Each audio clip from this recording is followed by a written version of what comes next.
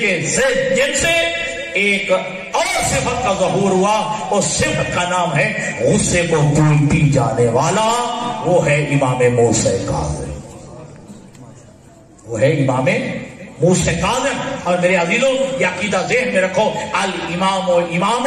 ولو کان صبیا، امام امام ہوتا ہے چاہے وہ ماں کی گود میں کیوں نہ ہو، چاہے بچپن کیوں نہ ہو، ماں کی گود میں کیوں نہ ہو، امام موسیٰ بھی امام ہوتا ہے، اس وقت بھی امام جو ہے وہ عالم ہوتا ہے۔ اور آپ کو معلوم ہے کہ جب میں پڑھ چکا ہوں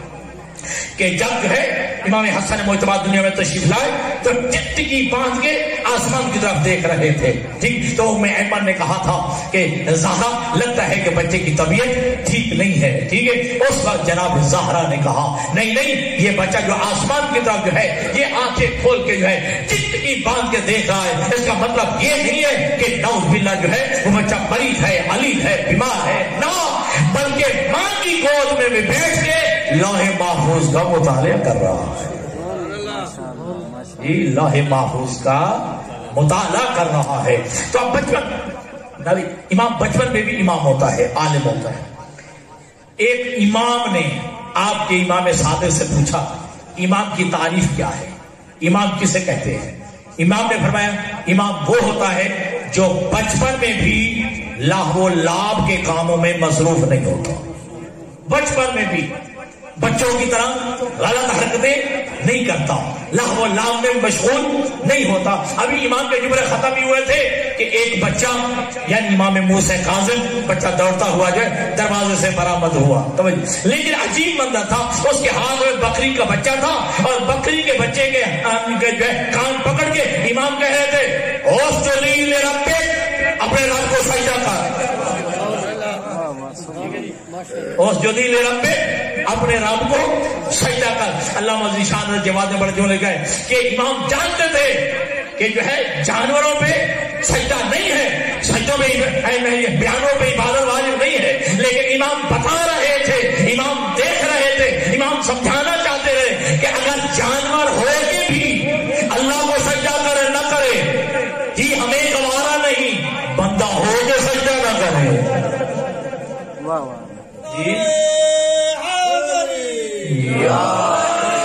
جی تو وہ ہمیں کیسے گوارا ہو سکتا ہے؟ ٹھیک ہے، امام کا بچپن ہے، امام کا علم کے بہت سارے جو ہے واقعات موجود ہیں۔ یہ پوچھا تھا ابو حنیفہ نے کہ اللہ فاعل مختار ہے یا بندہ فاعل مختار ہے؟ پوچھنے آیا تھا مسئلہ امام صادق علیہ السلام سے، روایت کر دیا اتفاق سے امام علیہ السلام آرام فرما رہے تھے، ٹھیک ہے، بچپن تھا امام موسیٰ کاظم علیہ السلام کا، تو امام فرماتے ہیں بابا آرام فرما رہے ہیں، میں بتا دیتا ہوں، بابا آرام فرما رہے ہیں میں بتا دیتا ہوں۔ کام دو طرح کے ہیں، یا صرف اللہ کرتا ہے یا صرف بندے کرتے ہیں یا اللہ اور بندے مل کے کرتے ہیں، ٹھیک ہے جی، یا کچھ کام ہے جو صرف اللہ کرتا ہے، ٹھیک ہے جی، یا پھر یہ کہ صرف بندے کرتے ہیں یا اللہ اور بندے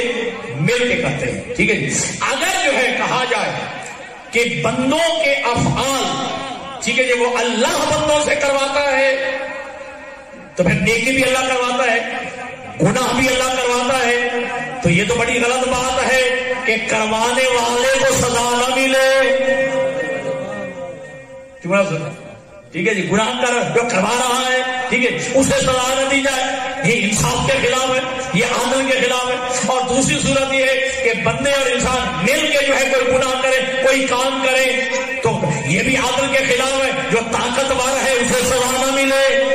کمزور کو سزا ملے۔ تیسری صورت یہی رہ جاتی ہے کہ انسان فاعل مختار ہے، اللہ نے طاقت ضرور دی ہے لیکن اللہ نے انسان کو بتا دیا ہے کہ نیکی کرنا بھی تیرے پاس میں ہے اور برائی کرنا بھی تیرے اختیار میں ہے۔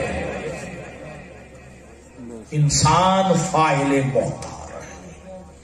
دوستان اکرامی کا۔ اور پھر امام کا منصب کیا ہوتا ہے کہ انسان امام جو ہے وہ اپنے چاہنے والوں کی ہدایت کرتا ہے، ہدایت صرف نہیں بلکہ جان کی حفاظت کا بھی ذمہ دار ہوتا ہے، جان کی حفاظت کا بھی ذمہ دار ہوتا ہے نا معلوم آپ کو کہ جب جو ہے صلح امام حسن ہوئی تو صلح امام حسن میں یہ جملہ لکھوایا گیا، لکھا امام معصوم امام نے کہ تو علی کے چاہنے والوں کے جو ہے خون میں اپنے ہاتھ رنگین نہیں کرے گا، یعنی جہاں اپنا کہا ٹھیک ہے جی آج کے بعد امیر المومنین کہلائے گا، اپنے آج کے بعد جو ہے تو ولی عہد کو جو ہے مقرر نہیں کرے گا، تو علی ابن ابی طالب پہ سب شتم نہیں کرے گا، وہاں یہ بھی خیال رکھی جو علی کے محبین ہیں، جو علی کے چاہنے والے ہیں ان کو تو قتل نہیں کرے گا، ان کا خون محفوظ رہے گا۔ تو معلوم ہوا امام سے جو ہے وہ ہدایت نہیں کرتا، چاہنے والوں کی جانوں کا بھی محافظ ہوتا۔ اب یہی جملہ مجھے ملتا ہے جب علی ابن یقطین، اور یہ بھی صرف امام کی حد تک جو ہے پڑھا جاتا ہے، ورنہ جو ہے یہ بڑا فاضل، بڑا عالم، بڑا جید ترین محدث ہے علی ابن یقطین، ٹھیک۔ جب جو ہے ہارون رشید نے ان کو وزارت کی پیشکش کی، امام کی خدمت میں آیا کہ آقا مولا ہارون رشید کی طرف سے وزارت کا جو ہے منصب سنبھالنے کی مجھے پیشکش ہوئی ہے۔ امام نے فرمایا کسی ظالم کے ظلم میں شریک ہونا ظالم کے برابر ہے، لیکن میں ایک شرط پہ تجھے اجازت دیتا ہوں کہ دربار میں میرا ماننے والا آئے، کوئی حاجت لے کے آئے، خالی نہ لوٹے۔ تیرے دربار میں میرا ماننے والا آئے، ہمارا چاہنے والا آئے، ہمارا محب آئے تو جو ہے وہ خالی نہ لوٹے، اس بات پہ جو ہے اجازت ہے۔ اب یہی ہم آپ کے فقہا کہتے ہیں جو ظالم حکومت ہے، جو جابر حکومت ہے، جو بے دین حکومت ہے، ان حکومتوں میں جو ہے یہ جو ہے نوکری کرنے، جاب کرنے کا بس یہی سے ہمیں جو ہے اجازت ملتی ہے کہ اگر کوئی کسی منصب پہ فائز ہے، اگر تیرا غریب مومن بھائی چلا جائے پھر اس کا کام کر دے،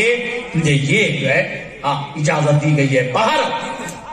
تو یہ علی ابن یقطین جو ہے وہ چونکہ مومن تھے، محب تھے، اور ہارون رشید بھی جو ہے وہ جانتا تھا، ٹھیک ہے، لیکن جاسوس پیچھے رکھے ہوئے تھے۔ دیکھو اس کی حرکات کو دیکھو، اس کی سکنات کو دیکھو، تو جاسوسوں نے جو ہے وہ اب جاسوسی کی، یہ تو موسیٰ کاظم کا ماننے والا ہے، یہ تو موسیٰ کاظم کا چاہنے والا ہے، یہ تو موسیٰ کاظم کو ہدیہ تحفہ تحائف بھیجتا ہے، اور پھر یہ کہ انہی کے طریقے پہ وضو بھی کرتا ہے، توجہ، انہی کی طریقے پہ وضو بھی کرتا ہے۔ یہاں سے اندازہ لگانا کہ تمہارا امام جو ہے وہ مطلع علی الغیب بھی ہوتا ہے، بتایا نہیں امام کو، لیکن امام کو پتہ چل گیا کہ جی اب یہ مسئلہ چل رہا ہے۔ فوراً امام نے قاصد بھیجا، امام نے کہا جا علی بن یقطین کو جا کے کہے آج کے بعد ہمارے طریقے پہ نہیں، ان کے طریقے پہ وضو کرنا،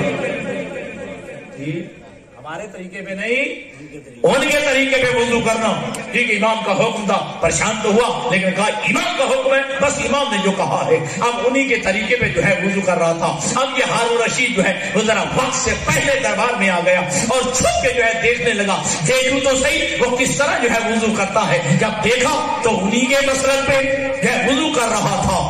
دوڑا اور اپنے جو ہے جاسوسوں کو ڈرتا، تم جھوٹ بولتے ہو کہ یہ جو ہے رافضی ہے، یا یہ کہ امام موسیٰ کاظم کا ماننے والا، یہ تو ہمارے حوالے طریقے پر جو ہے وضو کر رہا ہے، ٹھیک ہے جی۔ اب امام نے اگلے دن پھر قاصد بھیجا، اب جو ہے خطرہ ٹل گیا ہے، اب ویسے کر جیسے ہم کہتے ہیں،